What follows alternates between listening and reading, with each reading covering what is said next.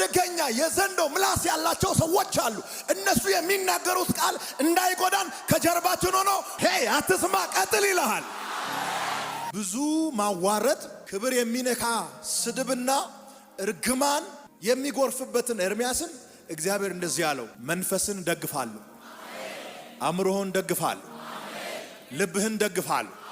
ባለፈው የተናገርኩት ቃል ይደግፋል። እኔ ካንተ ጋር ነኝና አትፍራ የሚለው ቃል ይደግፋል። ካንተ ጋር ይዋጋሉ ነገር ግን ድል አይነሱም የሚለው ቃል ይደግፋል። በእነሱ ፊት የተመሸገ ከተማ ትሆናለህ የሚለው ቃል ይደግፋል። የብረት ምሰሶ ትሆናለህ የሚለው ቃል ይደግፋል።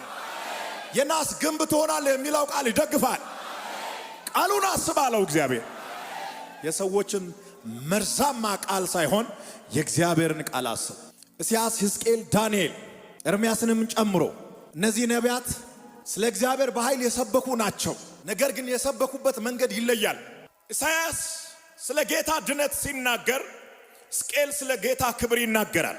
ዳንኤል ስለ ጌታ መንግስት ሲናገር፣ ኤርምያስ ደግሞ ሳያቋርጥ ስለ እግዚአብሔር ፍርድ ያውጃል። ስለ ጌታ ድነት ካወጀው ከኢሳይያስም ስለ ጌታ ክብር ካወጀው ከሕዝቅኤልም ስለ ጌታ መንግስት ካወጀው ከዳንኤልም በተለየ መንገድ ተገፋ።